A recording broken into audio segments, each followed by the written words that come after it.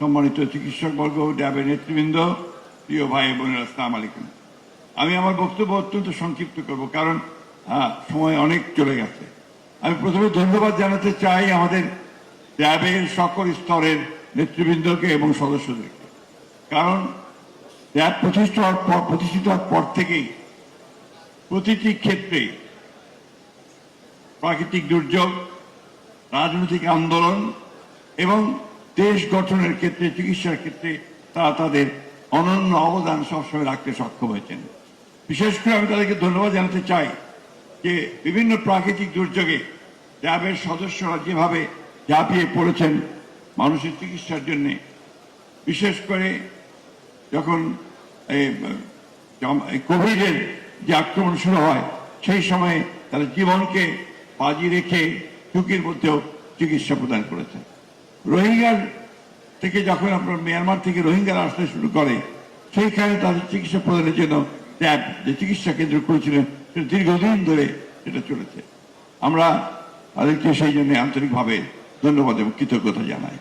আমি বিশেষ করে এই জন্য জানাতে চাই যে রাজনৈতিক আন্দোলন, যেটা আমাদের প্রায় 15-16 বছর ধরে ফ্যাসিস্টদের বিরুদ্ধে যেটা আমরা আন্দোলন করেছি, সেই আন্দোলনে ড্যাব বিশিষ্ট ভূমিকা পালন করেছে। আমি আরো ধন্যবাদ জানাতে চাই আমাদের সেই সমস্ত চিকিৎসকদের যারা আমাদের মহান নেত্রী দেশনেত্রী বেগম খালেদা জিয়ার চিকিৎসা করেছেন নিরলসভাবে দীর্ঘদিন ধরে, এবং আমি তাদেরকে আন্তরিকভাবে ধন্যবাদ। আমরা সব তাকিয়ে আছি আমাদের নেতা তারেক রহমান সাহেবের দিকে, কারণ তিনি বাংলাদেশে যখন প্রথম আসলেন, সেই একটা ভয়াবহ ফ্যাসিস্ট শাসনের পরে এসেই তিনি প্রথম যে কথাটা বলেছিলেন যে আই হ্যাভ এ প্ল্যান। সেই প্ল্যান তিনি শুরু করেছেন নির্বাচনের পরে, নির্বাচিত হওয়ার পর থেকে। আপনারা নিশ্চয়ই লক্ষ্য করেছেন যে তার প্রতিটি পদক্ষেপ হচ্ছে জনগণের কল্যাণের জন্য, দেশের কল্যাণের জন্য।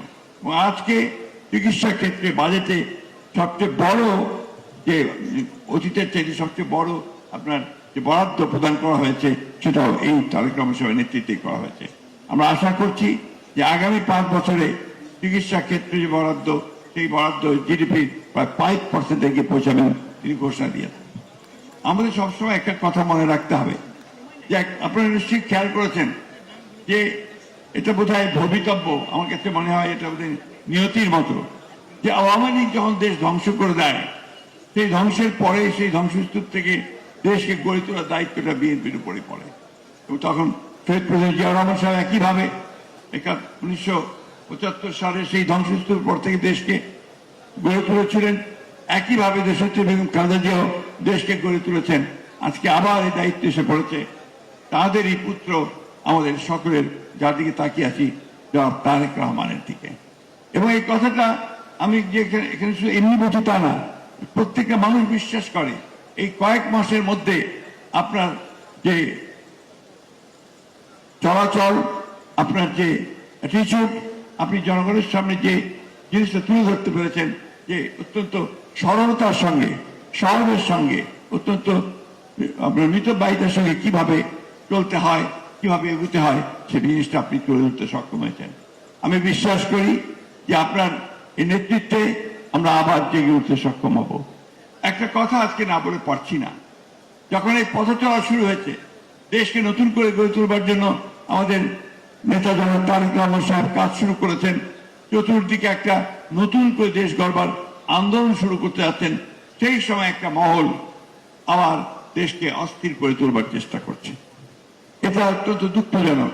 আমরা যখন একটা পার্লামেন্টারি সিস্টেম এবং গভর্নমেন্টের মধ্যে গিয়ে পার্লামেন্টের মধ্যে দিয়ে সমস্ত সমস্যার সমাধান করতে চাই, তখন সেই মহলটি রাজপথে নেমে আজকে অত্যন্ত, আমি মনে করি যে এটা একেবারে অন্যায়ভাবে তারা এই কাজটি করছেন, দেশকে আবার একটা অস্থিতিশীল অবস্থায় নিয়ে যাওয়ার জন্য।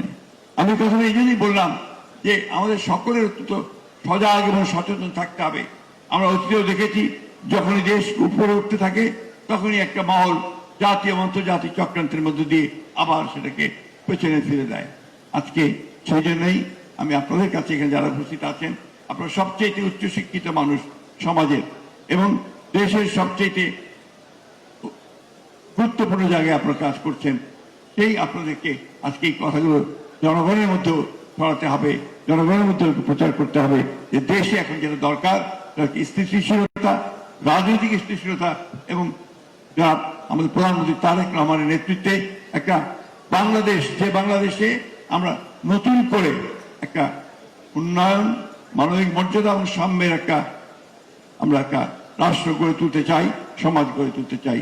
আসুন সেই লক্ষ্যে আপনাদের এই সমাবেশকে আমরা শপথ নেই যে আমরা জনাব তারেক রহমানের নেতৃত্বে আমরা আমাদের নতুন বাংলাদেশ গড়ব, আমরা দেশ গড়ব এবং সেটা থাকবে আমাদের যে নীতি যে ঘোষণা স্লোগান সবার আগে বাংলাদেশ।